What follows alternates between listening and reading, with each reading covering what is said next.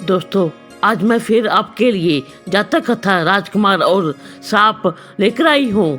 इन कथाओं में गौतम बुद्ध के पूर्व जन्म की कथा का उल्लेख है। यह मेरी दूसरी जातक कथा है। तो आइए दोस्तों, कहानी शुरू करते हैं। बहुत समय पहले एक नगर में देवशक्ति नामक राजा रहते थे।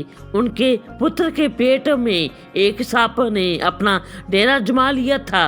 पेट में सांप के मौजूद होने के कारण राजकुमार दिन प्रतिदिन कमजोर होता जा रहा था। राजा ने कई प्रसिद्ध वैद्यों से सलाह ली और विभिन्न उपचार करवाए, लेकिन राजकुमार के स्वास्थ्य में कोई सुधार नहीं दिखाई देता था।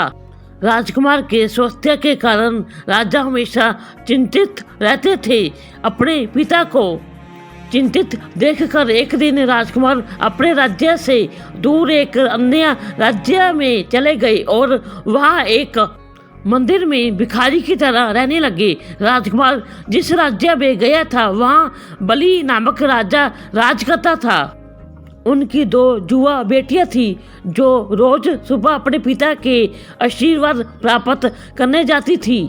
एक सुबह उन बेटियों में से एक बेटी ने राजा के पास जाकर आदर दिखाते हुए कहा, महाराज की जय हो, आपकी कृपा से ही सब सुखी हैं। वही दूसरी बेटी ने कहा, महाराज ईश्वर आपको आपके कर्मों का फल दे। यह सुनकर राजा बहुत क्रोधित हो जाता है और अपने मंत्रियों को आदेश देता है कि मेरी इस बेटी ने कठोर शब्दों का प्रयोग किया है, इसलिए इस बेटी की शादी किसी गरीब लड़के के साथ कर दो ताकि वह अपने कर्मों का फल स्वयं चख ले।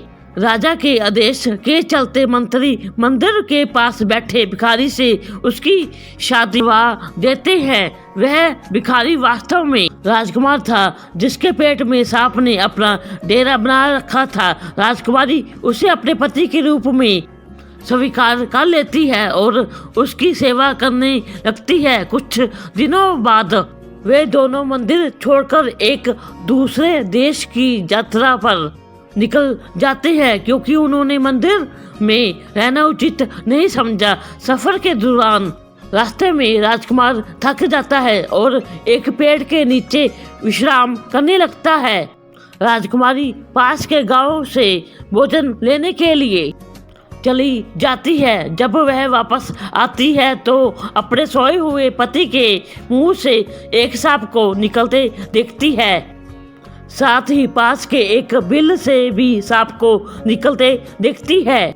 दोनों सांप आपस में बातें करने लगते हैं जिसको छुपकर राजकुमारी सुन लेती है। बिल वाला सांप कहता है, तुम इस राजकुमार के पेट में रहकर इसे तकलीफ क्यों दे रहे हो? साथ ही ऐसा करने से तुम अपने जीवन को भी खतरे में डाल रहे हो। अगर किसी ने इस राजकुमार को गलती से सरसों और जीरे का सूप पिला दिया तो उसी वक्त तुम्हारी मृत्यु हो जाएगी। फिर राजकुमार के मुंह से निकला हुआ सांप बिल वाले सांप से कहता है, तुम इस बिल में रखे सोने के गढ़ों की रक्षा क्यों करते हो जो तुम्हारे किसी काम का नहीं है? अगर किसी को इन सोने के गढ़ों के बारे में पता चल गया तो वो बिल में गर्म पानी या गर्म तेल डालकर तुरंत तुम्हारी जान ले लेगा। थोड़ी देर बाद दोनों सांप अपनी अपनी जगह वापस चले जाते हैं, लेकिन राजकुमारी ने दोनों सांपों के रहस्य को जान लिया था। इसलिए राजकुमारी पहले राजकुमार को भोजन के साथ सरसों और जीरे का सूप पिला देती है। इसे पीते ही राजकुमार के पेट वाला सांप तुरंत मर जाता है और राजकुमार ठीक हो जाता है।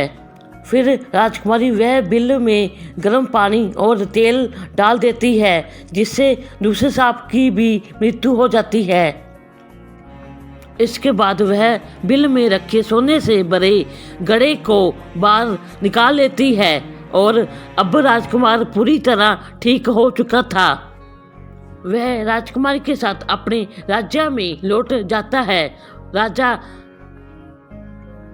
देवशक्ति अपने बेटे को कुशल देखकर बहुत खुश होता है और अपने बेटे और बहू का धूमधाम से स्वागत करता है। दोस्तों, आपको यह जातक कथा कैसी लगी मुझे लाइक और कमेंट करके बताएं और अपने दोस्तों को शेयर करें और मेरी धार्मिक कहानियाँ सुनने के लिए मेरे चैनल को सब्सक्राइब करें और बेल आइकन का बटन दबाएं। हम मिलते हैं अपनी अगली कहानी में, तब तक आप अपना ख्याल रखें।